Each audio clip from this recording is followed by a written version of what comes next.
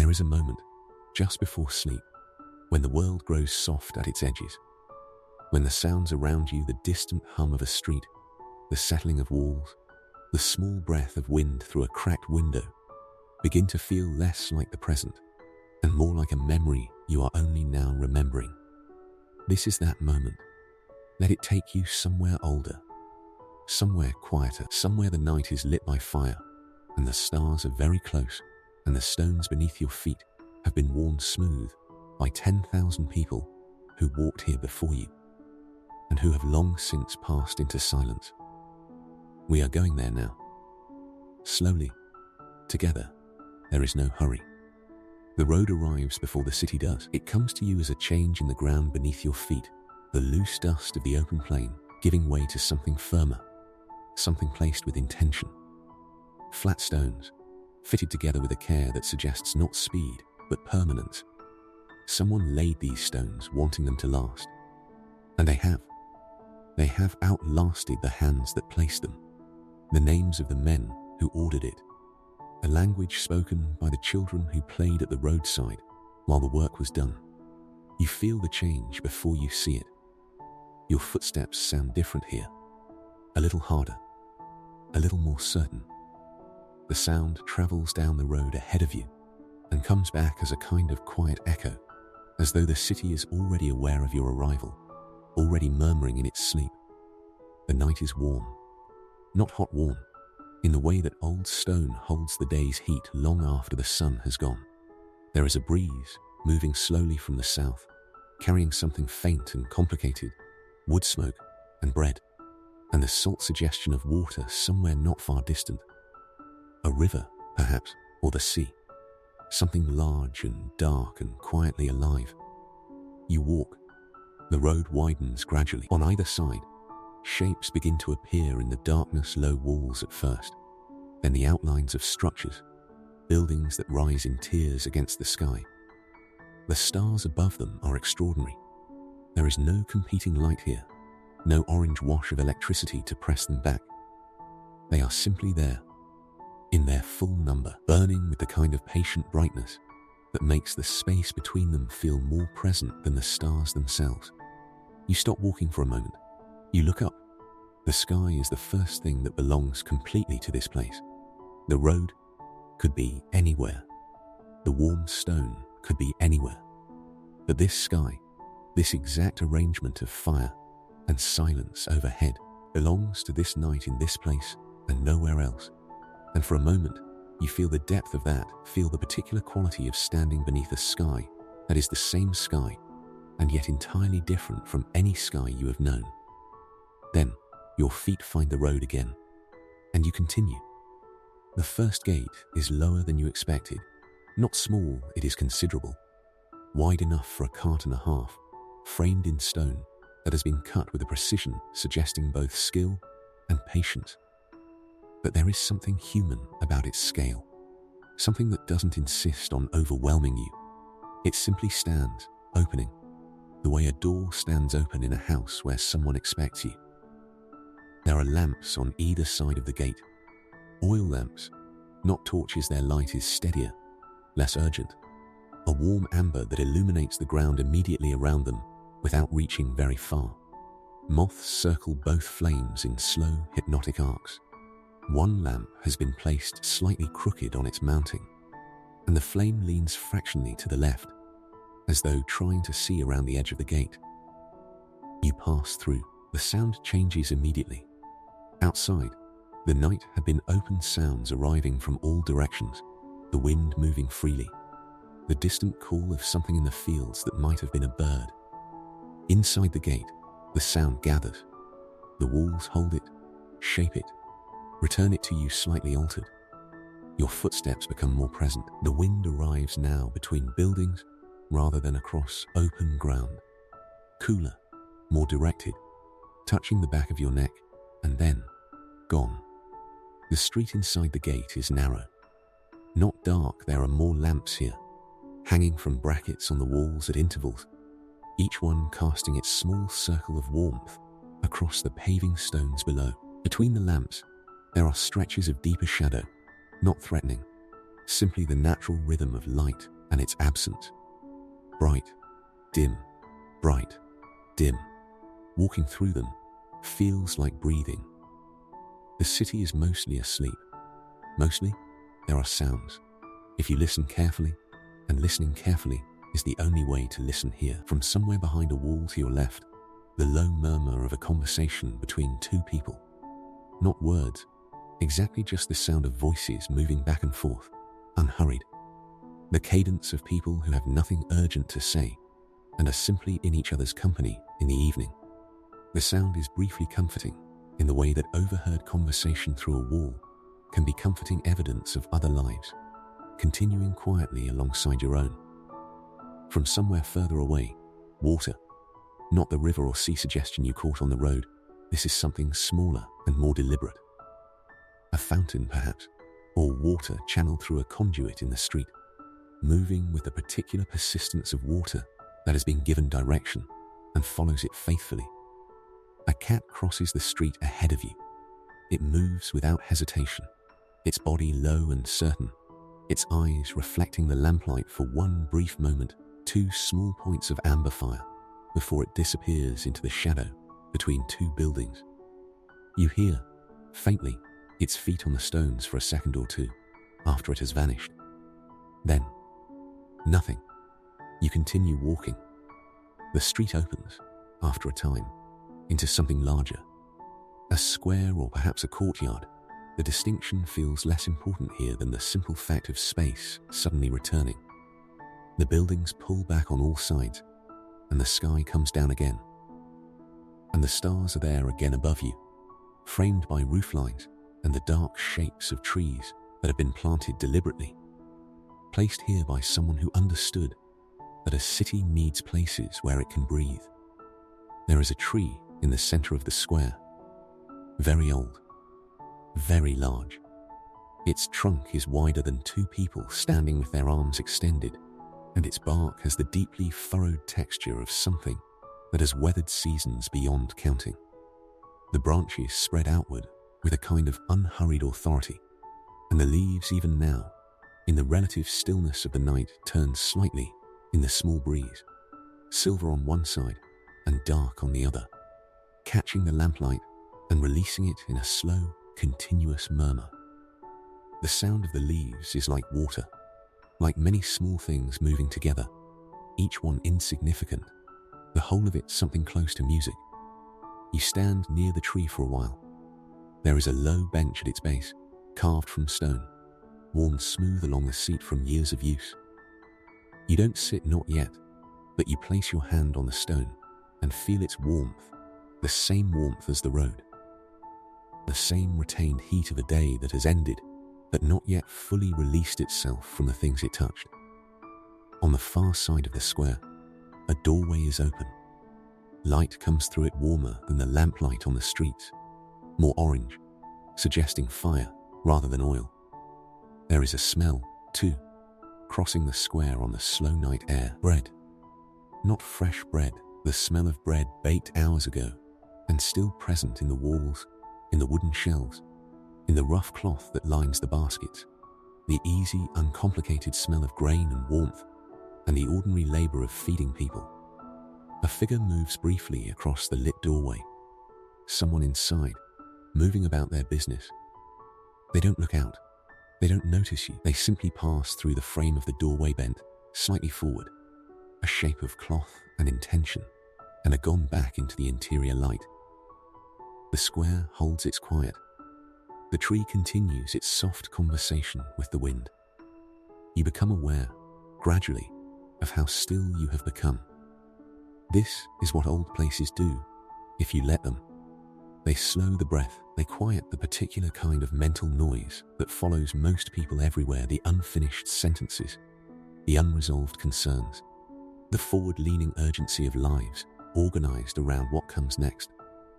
In a place like this, in a night like this, what comes next feels distant and politely irrelevant. There is only the square, and the tree, and the lamplight on the stones, and the faint sound of water somewhere, and the stars in their enormous patient silence overhead. You are not from here. That is understood. But the city is not unfriendly about it. Ancient places develop a kind of tolerance for the curious, the wandering, the person who arrives by night and simply looks, who requires nothing from the city except the permission to be present in it, to feel its particular texture, to carry something of its atmosphere back into the interior life. The city grants this quietly, the way old things often do.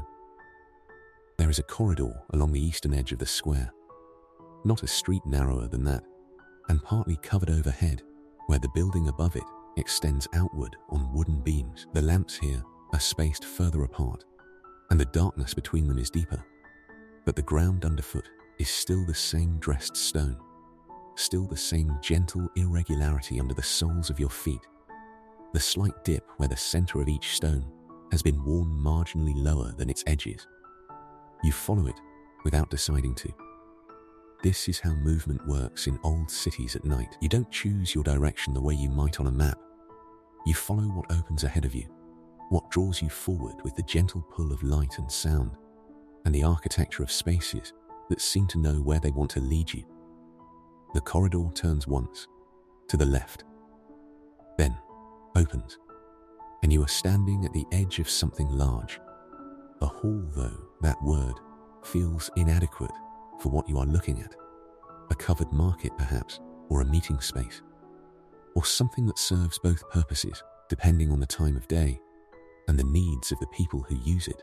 The columns that support the roof are considerable, each one cut from a single piece of stone, rising from a broad base to a capital where the weight of the ceiling distributes itself outward, held in a balance that has persisted without effort or drama for longer than anyone now living can remember.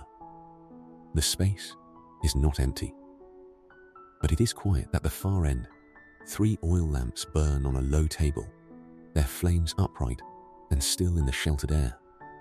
Near them, a person sits bent over something, working with their hands. From this distance, you cannot see what they are doing, only the slow and careful movement of their hands, the occasional pause, the resumption. Someone completing something, or beginning something. It is difficult to tell, from across this space, which direction the work is traveling. Closer to you, against the wall to your right, rolls of cloth have been stacked in careful order. Pale cloth and deeper colored cloth, and cloth with patterns that you cannot quite resolve in this light, only the suggestion of geometry, repeated forms, the evidence of someone's long and patient attention. The faint smell of dye is in the air here, something faintly mineral, faintly floral, settling at the back of the throat with each breath. The columns throw long shadows across the floor. The shadows are still. This room has known a great deal of sound. You can somehow sense that voices in negotiation, the movement of goods, the particular concentrated noise of people in commerce and conversation, and the 1,000 small exchanges of daily life. All of that is gone now. What remains is the shape of the space that held it, the stone that absorbed it, the columns that stood through it unmoved. There is something deeply restful about a room that has held so much activity and now holds only silence. You breathe. The lamps burn at the far end of the hall. The cloth rests against the wall. The person continues their slow work, unhurried, unaware of you, or aware and indifferent, which in a place like this amounts to the same gentle permission. You are here. The city is here. The night is here, and there is nowhere else to be. You stay in the hall for a while. There is no particular reason to move. The lamps at the far end burn with a steadiness that is almost companionable. 3 small fires, each one performing its small duty without complaint, throwing their warmth in overlapping circles across the table, across the hands of the person working there, across the edge of the floor, and into the larger dark. The person does not look up.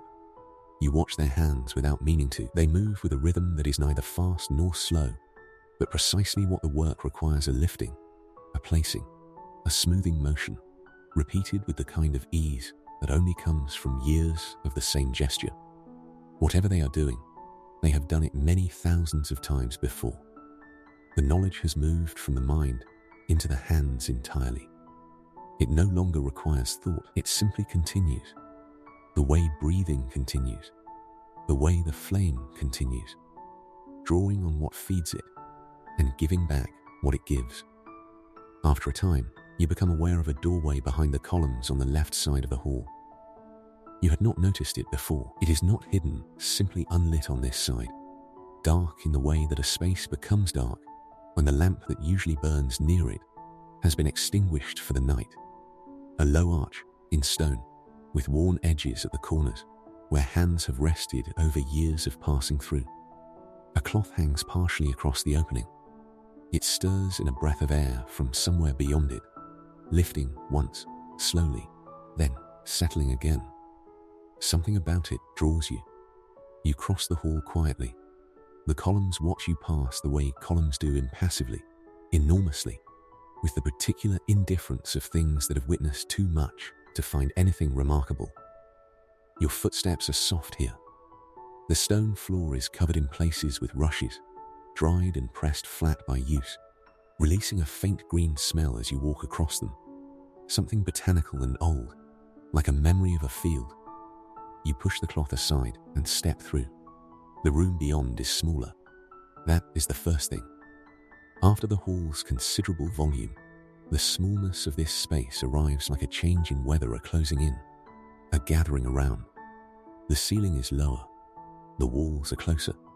But it is not oppressive. It is the opposite of oppressive. It is the feeling of a room that has been used for quiet purposes for a very long time and has absorbed that use into its walls, into the particular quality of its air. There are scrolls here, not a few, many. They are stored in deep niches cut into the walls, each niche holding several rolled cylinders. Each cylinder wrapped in cloth or enclosed in a fitted case of wood or bone or leather. Some of the niches are labeled with small clay tablets, inscribed with marks that you cannot read. The marks are precise and finely made, clearly the work of someone accustomed to this kind of careful notation, someone who understood that knowledge, to be useful, must also be findable. The smell of this room is extraordinary. It is the smell of old papyrus and dry wood, and the accumulated residue of lamp oil burned over many years in an enclosed space. Beneath that, something earthier, the smell of the clay tablets themselves, of the leather scroll cases, of the wood of the niches darkened with age. It is not an unpleasant smell. It is the opposite of unpleasant. It is the smell of preserved thought, of the physical form that ideas take when human beings decide they are worth keeping. There is one lamp burning in here, just one, set in a small iron holder affixed to the wall near the entrance.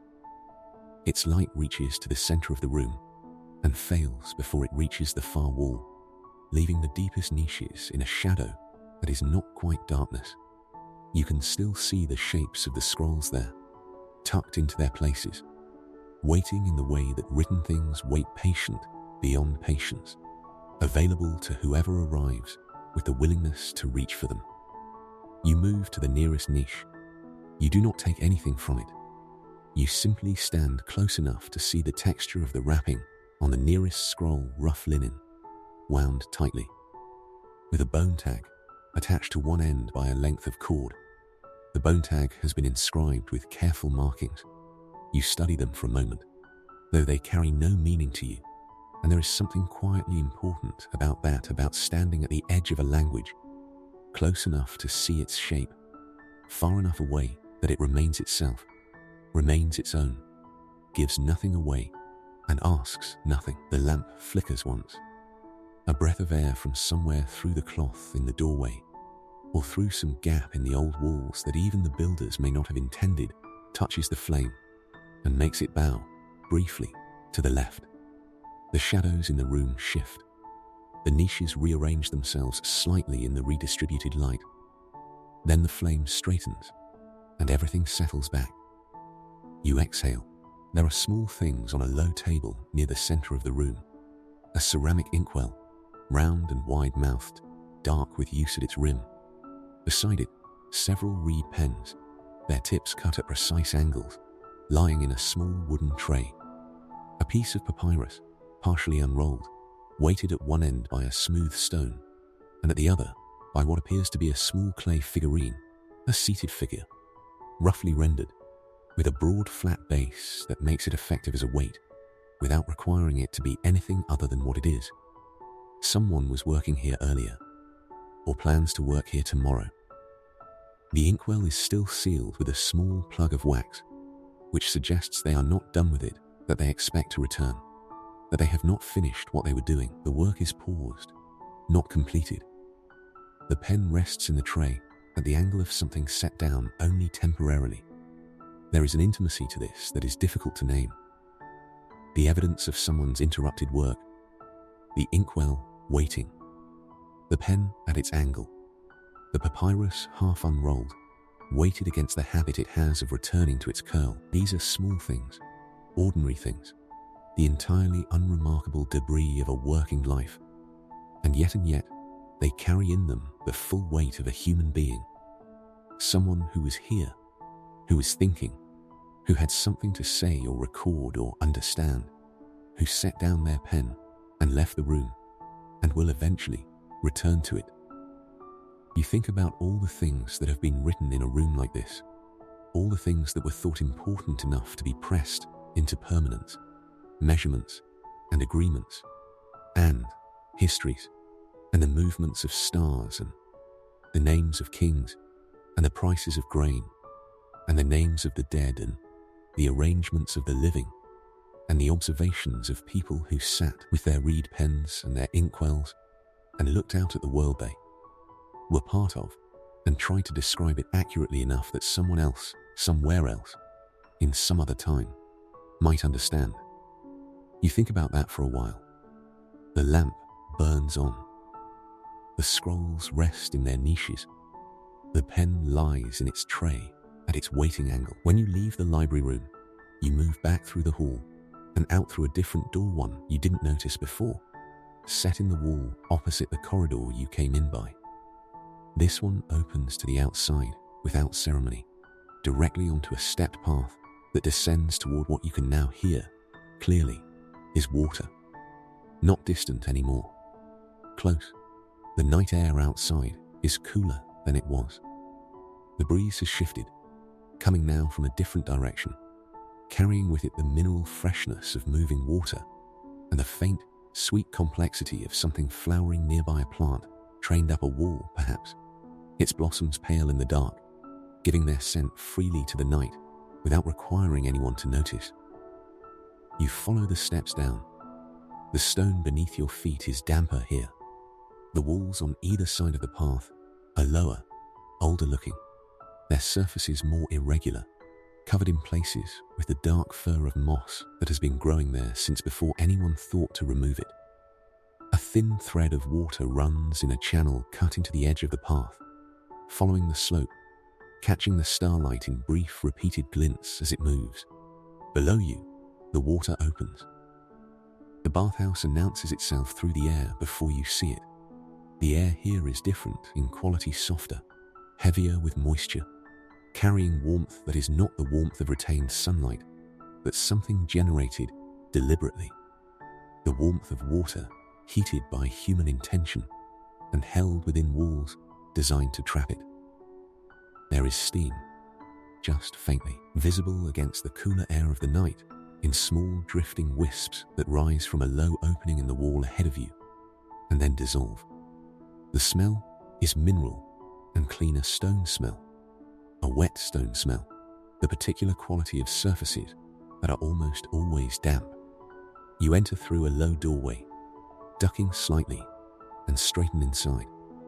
The room you are in is an anteroom, a transitional space, small and utilitarian, with pegs on the walls and folded cloth stacked on a wooden shelf. Sandals arranged below the shelf in pairs, each pair placed with a neatness that suggests habit rather than instruction. Someone here, at some point, decided that shoes belonged in orderly pairs, and the decision has been maintained so long it has become architecture, as permanent in its way as the stone walls around it. You leave your own things and move deeper in.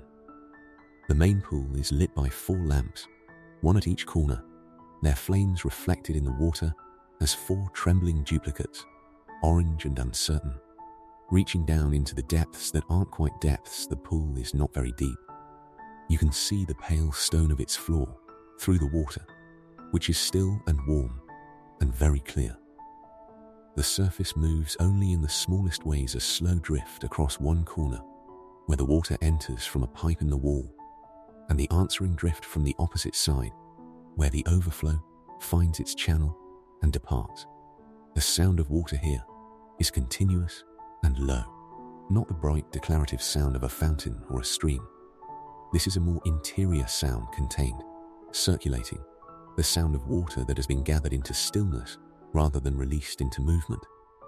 It murmurs at the edges of the pool where the surface touches the stone, and at the inlet where fresh water arrives in a thin, unhurried thread. These 2 sounds together form something almost rhythmic, not quite, never quite, but close enough to rhythm that the mind, reaching towards sleep, can find rest in it.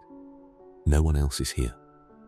The bathhouse is yours, for now, the way places sometimes become yours in the late hours, when the people who usually fill them have gone home to their sleep. The presence of the absent is everywhere, in the worn places on the pool's edge where people have rested their arms, in the smoothness of the steps leading down into the water, in the faint indentation in the stone floor near the lamp at the northeast corner, where someone has stood many times in the same spot, wearing a small monument to their habitual presence without ever intending to. You sit on the edge of the pool. The stone is warm. Of course it is warm, it is always warm here. The warmth maintained by the water below and the warm air above, and the walls that have learned, through years of this particular duty, to hold the heat they are given. You let your feet find the water.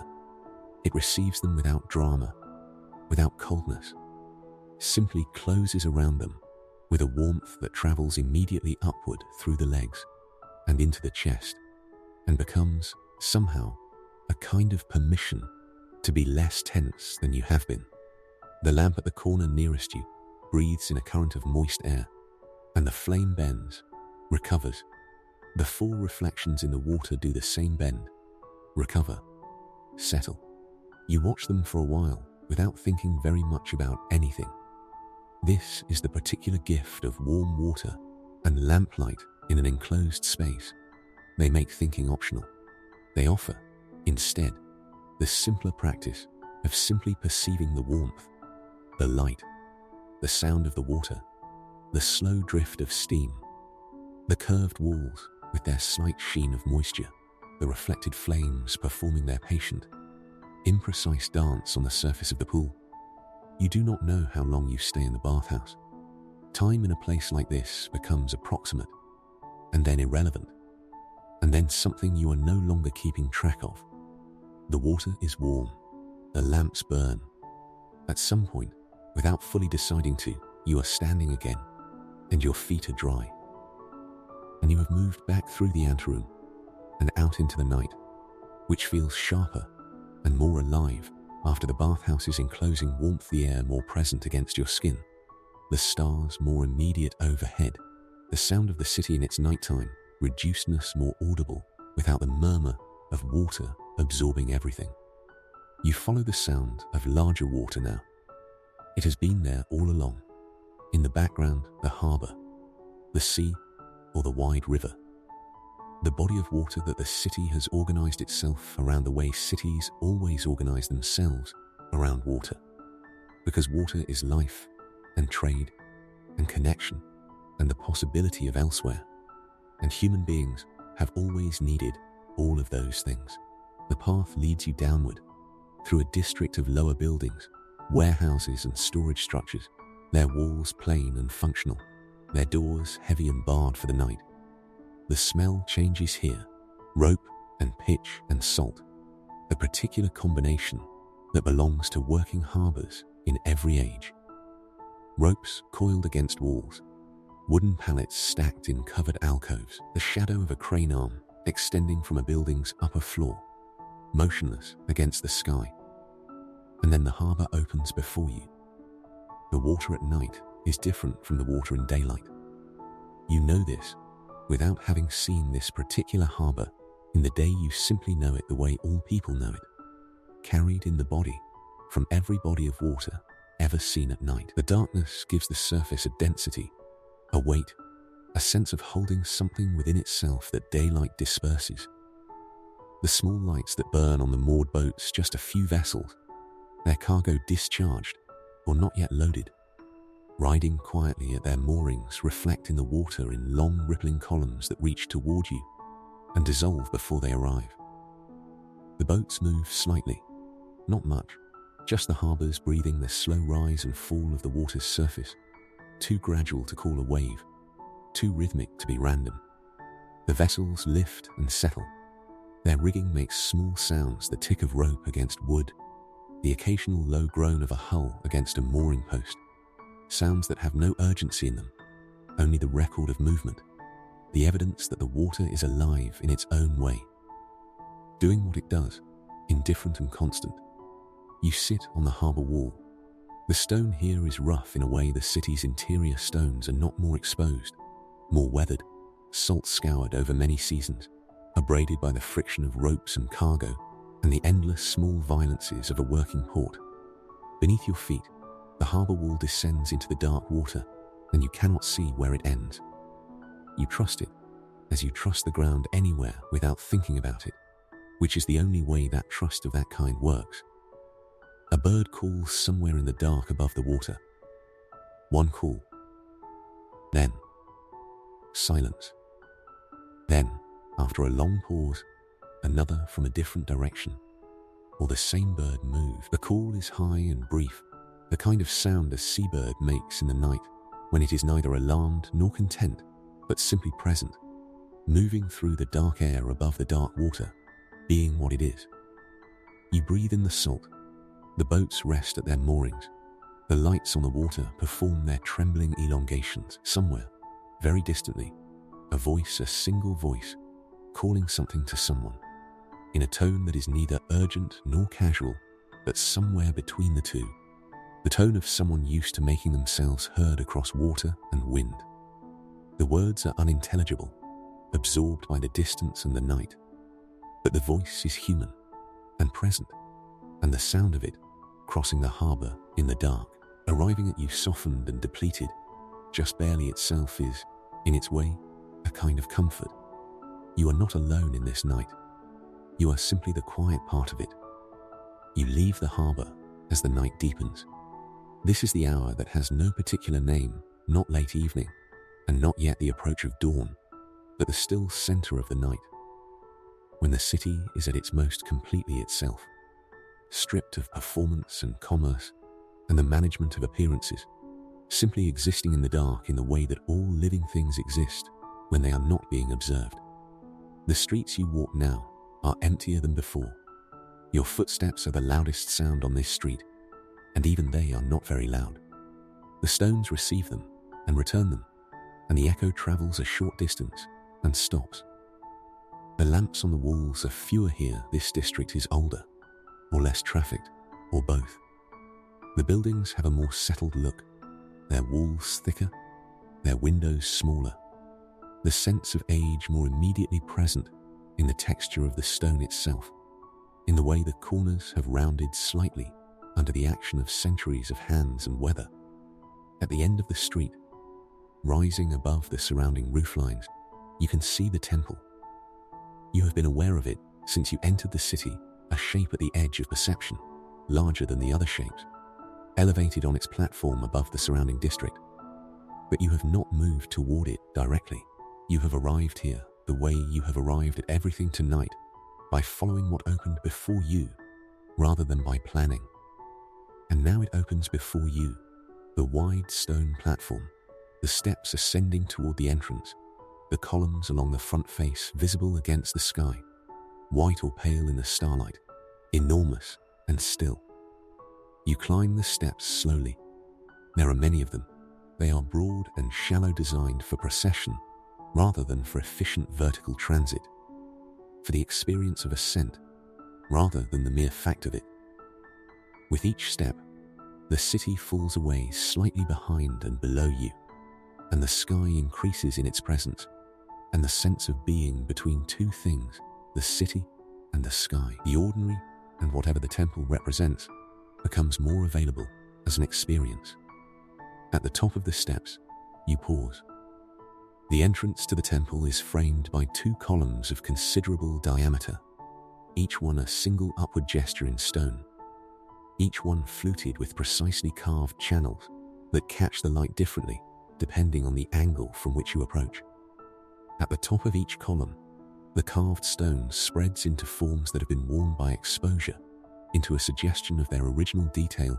You can see the intent more than the execution, the gesture toward form rather than form itself. Time has made them abstract.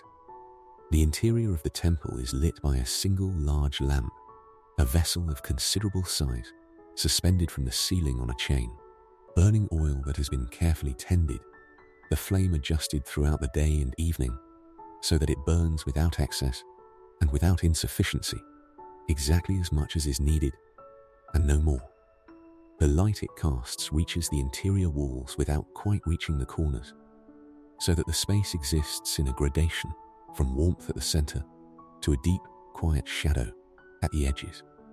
The floor is polished stone. Your reflection walks beneath you as you enter dimly, imperfectly, the way reflections appear in stone that has been polished over years of ritual cleaning rather than cut to mirror smoothness. You are a shape moving across a surface that remembers many shapes, that holds in its polish the accumulated friction of every foot that has crossed it, every procession, every solitary visitor in the night like yourself. At the far end of the temple, behind the lamp, there is a low stone platform. On it, a carved figure seated, composed, hands resting on its knees, in a gesture that is neither supplication nor authority, but something quieter than either. The carving has been worn by time in ways similar to the column capitals outside. The face is present but softened, the features there but no longer sharp. The expression, if it was ever an expression now, something more ambient, more general, something that belongs to no single mood, but holds the possibility of all of them. You sit across from it, on a low step, and look at it. The lamp swings very slowly overhead, so slowly you are not sure at first that it is moving at all, and then you notice that the light on the wall has shifted slightly. The shadow of the column behind you moved a fraction, and you realize the lamp has completed a small arc and is now returning, pendulum slow, the way suspended things move when they are mostly at rest.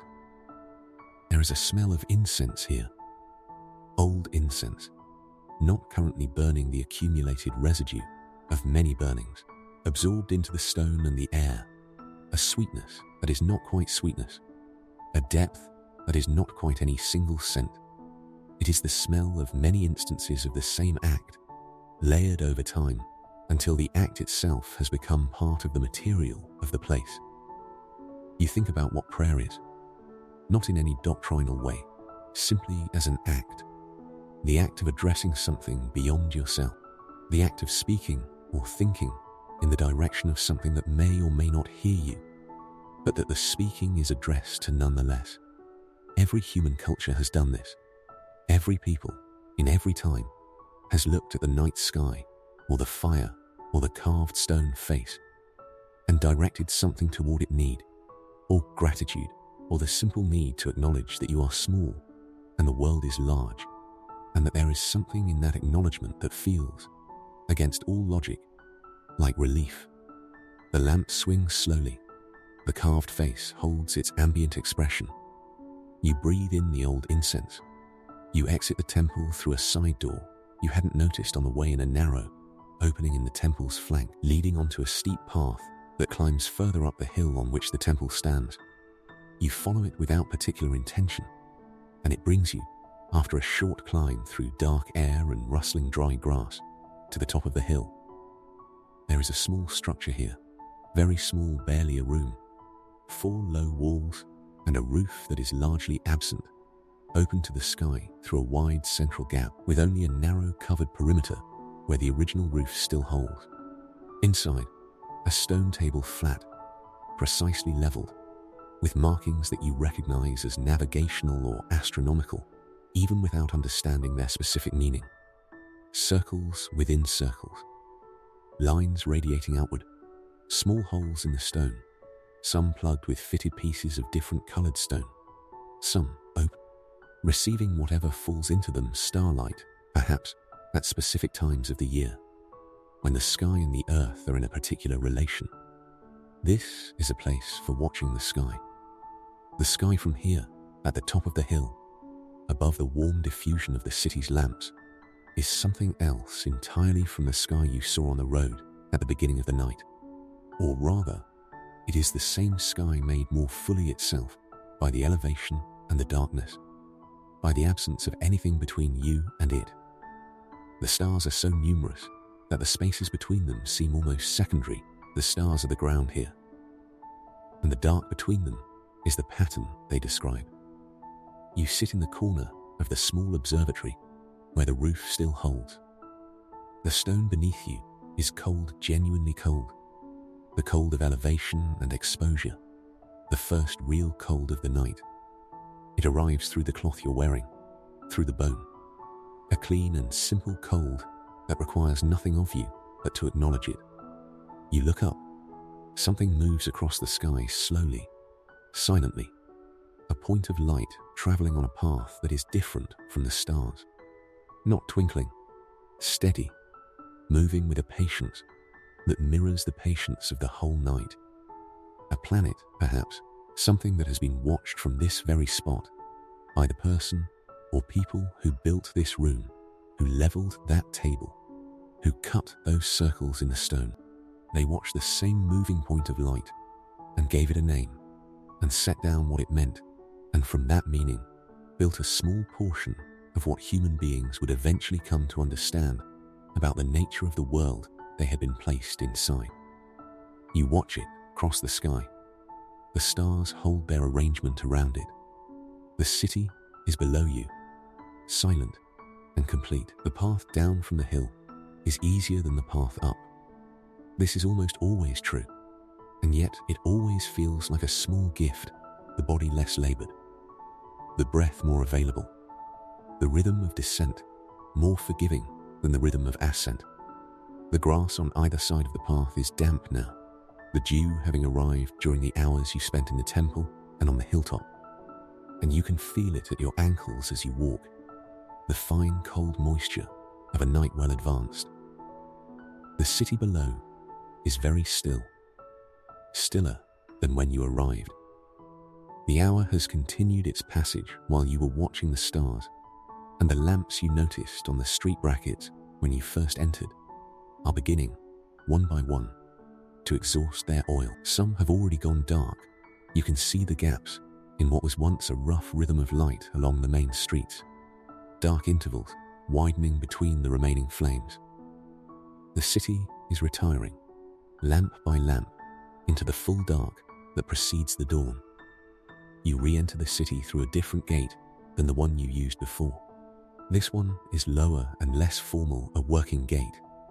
By the look of it, the kind used during the day by tradespeople and those who live in the district immediately beyond it, rather than by travelers arriving from a distance. There is no lamp here. The darkness on this side of the wall is complete for a moment as you pass through the stone arch, and then your eyes adjust, and the city is there again, outlined in starlight, familiar now in a way it was not when you first arrived. The streets in this part of the city are residential.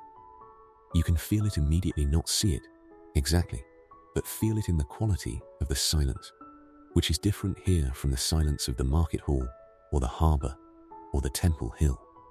This is the silence of sleep, the silence of many people unconscious in the same proximity, their breathing absorbed by walls and roof lines into a communal hush that is more presence than absence, life at its most reduced, the minimum of human sound.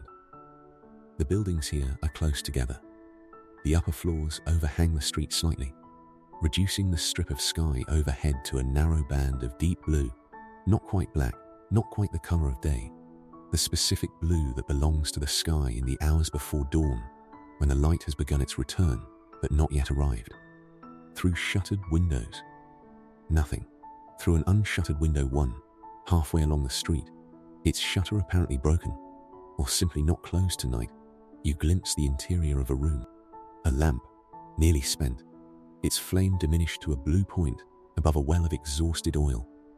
A shape beneath a blanket. The shape is still. The shape is deeply, completely still in the way that sleeping people are still not motionless in the way of objects, but motionless in the way of something that is actively, organically at rest, engaged in the most fundamental repair. You do not pause at the window. You walk on. But you carry the image of that small blue flame and that sleeping shape with you, and it seems important. Somehow the image of someone at rest in their own place, in their own night, surrounded by their own familiar objects, performing the oldest and most necessary of human acts, sleep. The permission we give ourselves every night to leave the surface of things and go somewhere interior and dark and restorative. To stop, for a little while, being people who move through the world and become instead people who simply are, in the dark, returning. The street brings you to a courtyard you have not seen before. It is smaller than the square at the city's center, more intimate. The tree here is younger, not the ancient enormous presence of the first square, but something still growing. Its trunk narrower, its branches still reaching upward more than outward. The shape of something that has not yet decided what it will eventually become. Its leaves are the same in the night air, though that same small motion, that same silver and dark alternation, that same sound like water that is not quite water. There is a fountain in this courtyard, a small one, built into the wall, a carved stone face from which water issues in a continuous thin stream into a basin below, and from the basin overflows through a channel in the courtyard floor and disappears around the corner of the lowest wall. The sound of it is the most pleasant sound you have heard tonight, constant and changing at the same time, constant in its continuity, changing in the specific way the water moves against the stone at any given moment, the small variations in the stream's thread, the way the surface of the basin trembles continuously. You sit beside the fountain. This is where you have been going, you realize, not as a destination planned in advance, but as a place the night has been leading you toward. A quiet courtyard, a small fountain, a young tree against the stars, the sound of water, the approaching blue of the pre-dawn sky above the rooflines. You have walked a long way tonight. Through the gate and the lamplit streets, through the square with its ancient tree, along the corridor and into the hall with its columns, into the library room with its scrolls and its waiting inkwell, down the damp steps to the bathhouse and the warmth of the pool, out to the harbour and the boats and the birds' single call above the dark water, up the wide steps of the temple and into the lamp-swung interior and the face worn smooth by time, up the hill to the small observatory and the sky in its full number of stars and the slow planet crossing among them, and back down through the dew and the darkening streets to this courtyard and this fountain and this bench where the stone is smooth and cool and the water talks to itself and the tree moves gently, gently in the night air. You have not hurried. You have not needed to. This is the gift that old places give. If you arrive at the right hour and with the right willingness, they remind you that presence is enough. That to be somewhere, fully, without urgency and without agenda, is one of the deepest of human pleasures. Not the pleasure of achievement or acquisition or experience accumulated for later telling. The pleasure of now, of this specific air and this specific sound, and this specific quality of light which will not persist, which belongs entirely to this moment, which is already passing as you sit here in it, and which you can hold on to by not trying to hold on to it. by simply letting it be what it is while it is. The sky above the roofline is changing, not yet the change of dawn, not yet the dramatic gradation from dark to light that will eventually come, but a change in quality, a lessening of depth, a subtle reduction in the sky's darkness that you feel in the eyes rather than see with them. Something is shifting, very far away, at the edge of the world. The long dark is completing itself. The city remains asleep. The fountain speaks to the basin. The tree moves through its small silver and dark language. And you sit, breathing, in the courtyard of this ancient city, at the still center of the night. And you are very tired now, in the best way tired in the body and in the mind, a particular tiredness that comes at the end of something complete, something walked through, without rushing, something seen and heard and felt, without the need to turn it into anything other than itself. The stars are still out. They will be out for another hour at least. Another hour before the first true light arrives at the eastern horizon and begins the patient erasure that it performs every morning. The slow dissolving of the night's full astronomy into the pale fact of day. You do not need to watch the dawn. You do not need to be present for the city's waking, the first footsteps in the street, the first smoke rising from the bread ovens, the first voices in the market square, the first light finding the columns of the temple and moving across them as the sun clears the hills. All of that will happen. It happens every day. It has happened every day in this city for longer than the memory of any person living in it. And it will continue to happen, the city performing its daily resurrection with the same steady faithfulness it brings to the nightly one. You do not need to be there for it. You are here for this, for the fountain and the tree and the cool stone, and the last deep hour of the night, and the stars in their patient arrangement overhead. For the breath, for the stillness. Let your eyes close. You have walked far enough for one night. You have seen enough, or rather, you have been in the presence of enough, which is the better way of receiving what an old place offers. You have been present in the market hall, and the library room, and the bathhouse, and the harbour, and the temple, and the observatory. You have sat beside this fountain, in this courtyard, in this city that holds in its stones, and its streets, and its sleeping population 3,000 years of the ordinary, extraordinary business of being human. All of it is still here. You do not take it with you so much as leave a part of yourself within it.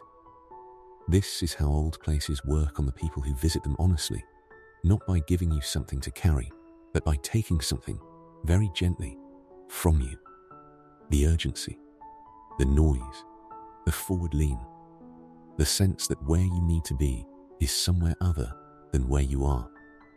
All of that is gone tonight. What remains is the fountain, and the tree, and the slow breath of a city in its sleep, and the stars patient, distant, burning as they have always burned, as they will burn long after the stones of this city have become the ground that some other city is built upon, long after the scrolls in the library room have dissolved into the elements from which they were made, long after the carved face in the temple has been worn by time past recognition into something that holds only the idea of a face, the suggestion of attention, the memory of whatever it was that human beings in this time and place felt the need to address. The stars will be there, and the water will be somewhere, and the dark will do what the dark always does. It will hold everything that needs holding, quietly, without being asked, for exactly as long as it is needed. You are held. Let the city breathe around you. Let the fountain speak.